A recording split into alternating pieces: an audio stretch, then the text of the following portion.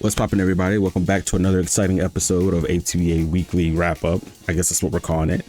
I'm Fly, and as always, I'm joined with the one and only Bud. Yeah. What's up? Another great start to an ATBA season. You know, getting ready to dive on into this action. You know what I'm saying? Week 1 has officially started. All the matches have been played, Uploaded and uploaded. So what we're gonna do is we're gonna give you guys a quick little recap of all the matches. You know, you guys get to see the shortened stuff, because even though we would love for you to go check out all the channels, it's 12 channels. It's a lot of videos, so we're gonna break it down for you guys. Our first match was Aster and Roggen Boggin, Mr. Roggen Boggin himself. The virtual battle was versus the Fargo Force. It ended up in a 4-0 in favor of Fargo Force. What did you think about the match, Bud?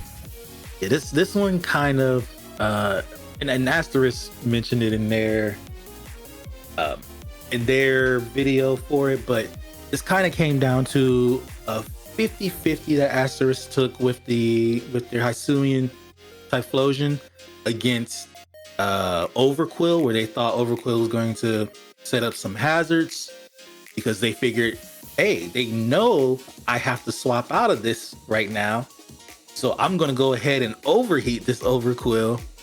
And Roggenbogen just took what was in front of him, clicked crunch, collapsed Typhlosion, and then from there, Asterisk didn't really have anything to handle Venusaur, and it just allowed Venusaur to go crazy. The physical loaded dice, I think it was loaded dice, bullet seed, EQ, poison jab, Venusaur, just ended up cooking it from there. That's a set that I love to see. I love seeing physical Venu. It's very unexpected. Yeah. I guess I'm gonna go ahead and give Venusaur the MVP award for that match. Our next battle was the Kansas City Spirits, coached by Rin, and the Los Angeles Pyro Balls, coached by Rast. Okay. Yeah. That is hard for me to. Rin and Rast. WRs, yeah. Rin and Rast, man. I thought about that too. Yeah, this one. It was a chunky match for Toxapex to just kind of sit out there and take a lot of things. I'd probably lean towards Toxapex being the MVP here, but there's a sneaky MVP candidate in my eyes, which is Rhyperior. I was gonna say the same thing. Rhyperior put in some work. The crit it got on Raging Bolt probably saves Rin the match there, because Raging Bolt, I think, set up a Calm Mind. Yeah, and then it lived a Calm Mind, a +1 Draco from Raging Bolt, and then crit it with, I think did he Terra Blast? I think he's Terra Blast. I can't remember, but he critted to KO it. And if he doesn't get that crit there, the Thunderclap probably weakens everything into, a good enough range for Enamorus to just kind of click whatever it wants to KO stuff at that point. So I Toxapex probably did the most of the work after that, but right then and there, Rhyperior saved the game. Yeah, we did speak to Rin a little bit. He said that the layer of toxic spikes definitely helped dwindle down the Pyro Balls for sure. Because even like the pressure that Rhyperior had was taken away for half a second when he did get burned. But I mean, those crits, welcome to the world of Pokemon. Welcome to the world of Pokemon. You never know what can happen. But that ended in 3-0 in Rin's favor. Our next match was the Spike Thieves coached by Lupin versus the Black. What? Versus the. You thought about yourself for a second. About the team. It's the Dallas Witherlings, coached by me. And man, to be honest, I didn't plan that hard for Specs Dragapult in this situation, and almost every time it came in, like something was going to die. So it was just way more threatening than I ever initially had planned it to be. Even with me getting webs up, like and it not being clear body or heavy duty boots, like it still was just so strong. For how low a special attack is, the choice specs Draco Meteor just does so much damage. Like it's so hard to gauge on like so many different Pokemon, like how much that Draco's on. Draco just hits too hard. It just hits too hard. It just hits too hard. Just hits too hard.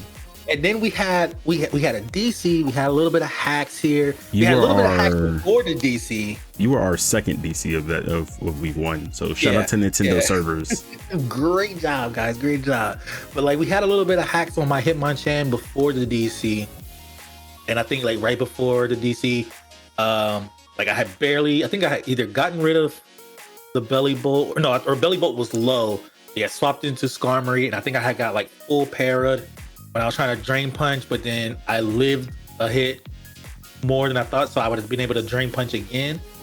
And it was just like it was a toss up to whether like I get hacks or if I get Drain Punch and get healed back up and I rapid spin one more time, I'm at +4, which even if I'm paralyzed, I outspeed everything on its team.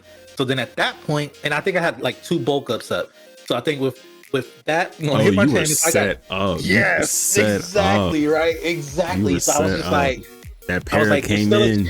Yeah, and it's just like, so I was about to die there, and then we DC'd, and then we start back up, and it was just like, and I was thinking, I was like, man, I was in a good spot technically, but I could have still easily lost that. Yeah. And I was like, I was thinking like, oh, there's no way he gets the hacks to like make up for like where we were at. And then he got more hacks on Hitmonchan. Like Hitmonchan just got hacks to oblivion. I was like, you know what? I probably should have just played it different. But I was just like, when we got to a point where we were like, we can just play it from here or whatever, I should have just played it a little bit different.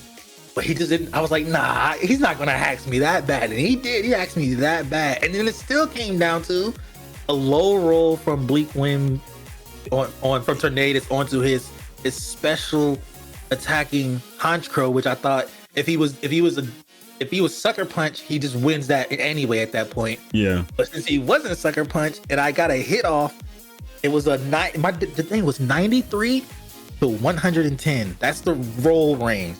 Wow. And I got 93 or something like that. Crazy. That's crazy. Yeah. At the end of the day, you guys had the closest match. I mean, it was a 1-0 by like 17. Yeah, it was some tiny HP. Next on our list, we have and I don't know if I'm ever saying this name right or not, but is it Friesland? The Friesland Furts? Friesland Furts. Against the Haluchas? Oh yeah, coached by Triple. Triple versus the Haluchas, coached by Rio. Yeah, it ended up in a 4-0 in the Furts. In the Furts' favor. That match right there was a doozy. That's a match. It was so like Triple had so much going on, so much things going on, man. Like I know for the video they prepped up like Heatran having Pounce and like the I think it's attack drops it does. Pounce like, Heatran is crazy. Yeah, the attack drops it gets onto Sneasler, but also like I personally just like the set they brought for Arboliva, where you're just like, in a way, like it's hard. Like technically it's supposed to be hard countered by Sneasler because like Dire Claw or Close Combat just kind of claps it, but it's Ghost. Yeah, I think it was Terra Ghost, Strength Sap, Terra Blast. It was just like, and it was just able to just sit in front of it, and like once it touched the field, it was just the game was over at that point. Like it was just nothing could have happened to. I don't know. I like the Arboliva. Oh no, the Arboliva was definitely the MVP. I mean, like you said, the Terra Ghost was crazy. The was it the Keyberry?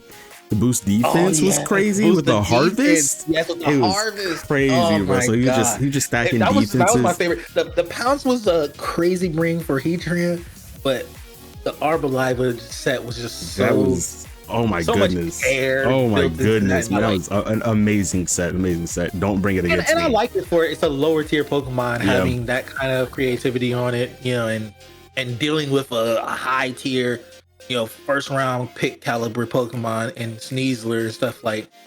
It's beautiful. It was a beautiful. That being right said, Clodsire is something to deal with. It ate so many hits.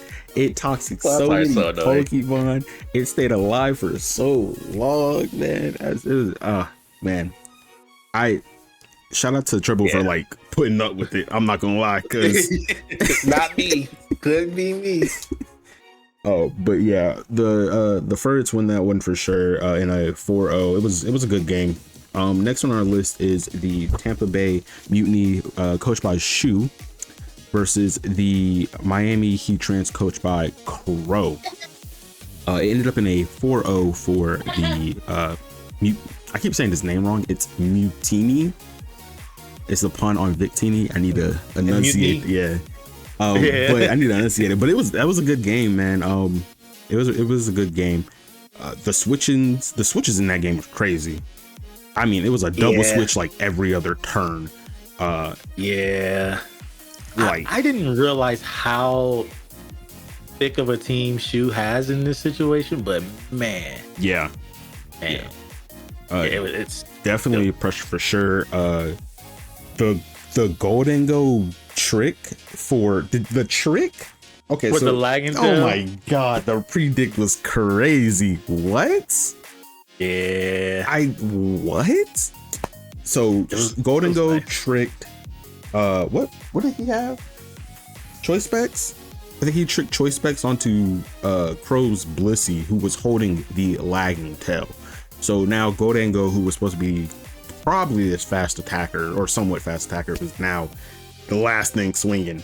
The reads were crazy. I love them. I love the reads. That was insane. It was great. And I love that Shu thought he was done and just drops.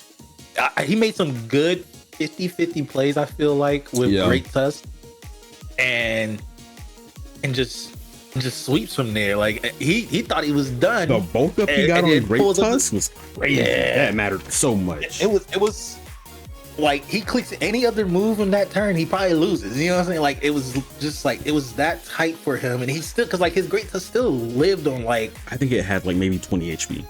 Yeah, something like that. Something low. It was just. I thought Great Hands. I thought Iron Hands was taking it out. I swore it was taking it out. I thought so too. But the drain, what was it? Drain Punch? Drain Punch did nothing to that bulk up. Yeah. Oh my god! It was so huge. It was such a huge good battle. It was a good battle, guys. Good battle, both of you.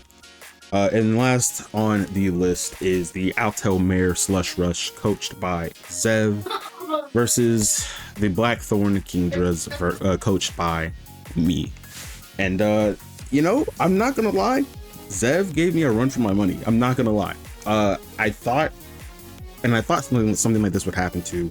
I was looking at his team versus my team. His team has a very big common weakness, and I just happened to have a very good Pokemon with that typing.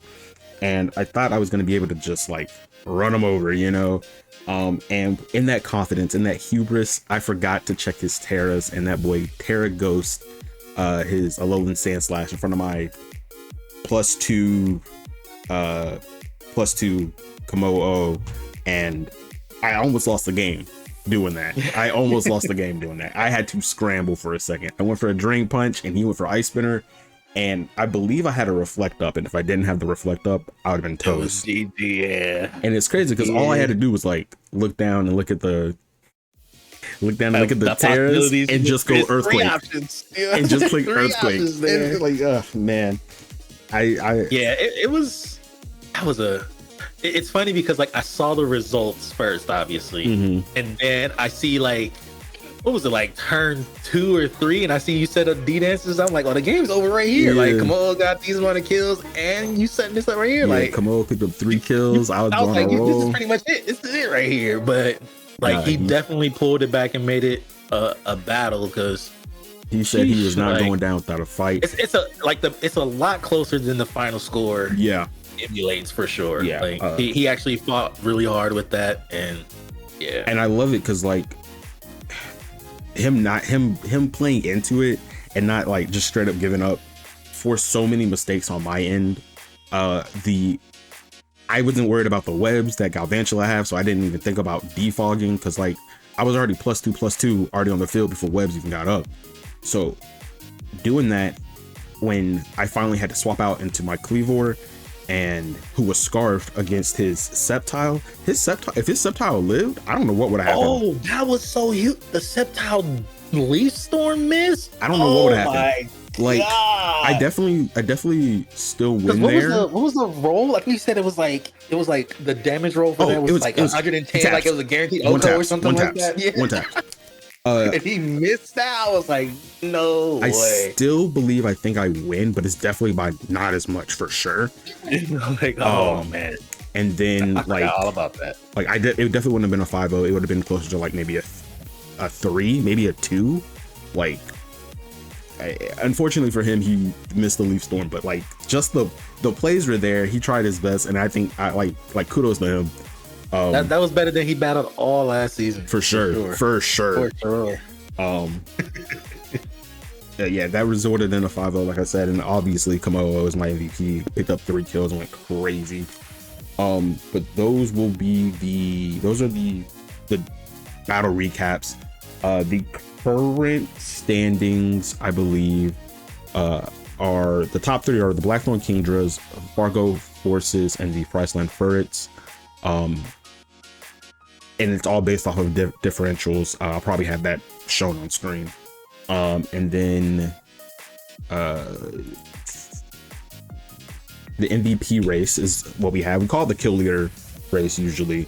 It's just what Pokemon picked up the most kills throughout its time of the ATBA season. And right now it belongs to the Tampa Bay Mutinis and Great Tusk with 6 kills. 6 kills. Behind that is Venusaur on the Fargo Forces with 4 kills. And then it's Komodo and Dragapult and Tornadus T with 3 kills respectively. Yeah. Next week the schedule is looking like the Virtual Battlers versus Kansas City Spirits, the Altomare Rush versus the Los Angeles Powerballs. I don't know why I it. They're right there on the screen. Third match is Spikemuth Thieves versus Priceland Ferrets. Then we have Dallas City Wings versus, is it Jalisco or Jalisco? I say Jalisco. Jalisco sounds better. Jalisco Haluchas, because it's H and H. Yeah. Like, yeah. Jalisco Haluchas. We have Tampa Bay Mutinis versus Fargo Forces, and then Rozone's team, Miami Heat Trans versus the Blackthorn Kingdras. And that is our week 2 matchups. So you guys make sure you subscribe, get a little views. And make sure you check out all the channels. Go ahead. Are we doing the play of the week? Play of the week? Yeah. What do you think play of the week is? What do you think play of the week is? What do you think play of the week is? I have a few. Man. I have a few. Like it's easy to just say choose, Great Tusk bulking up and yeah. Mm-hmm. So like that seems like the win is there for sure. But I even though it was only for 2 KOs, I love the Arboliva set, man. I love the Arboliva set. Okay. And I don't know. What are your thoughts for the play of the week? I am right there with you. I believe that the bulk up from Great Tusk was huge. The bulk up, I don't remember if he got 1 or 2, but the amount mattered. However many times he clicked it mattered so much. Without that bulk up, Shu was done for sure. I also believe, and it might just be because like you said, that set is so niche, so much time and effort went into that Kiwi Berry Harvest set. I love that set. It's huge, and I can't believe I'm going to say this, but And I know it's supposed to usually go towards the winner of the match, but Zev's Terra Ghost caught me so off guard. I just can't stop thinking about it. Like, that almost shut down my whole game for me. So in my eyes, I would put the Sand Slash up for the running, but definitely those two, guaranteed. I'm adding a third in there. I'm adding the Venusaur. The Venusaur, just physical Venus sets. You know, we love that around here. We sure do. Go to Dice, Bullet Seed, it's EQ. crazy set. Yeah. You guys in the comment section down below, make sure you tell us what you think, who you think deserves the MVP award for this week. Let us know your thoughts about the teams and who you're rooting for the rest of the season. I'm Fly.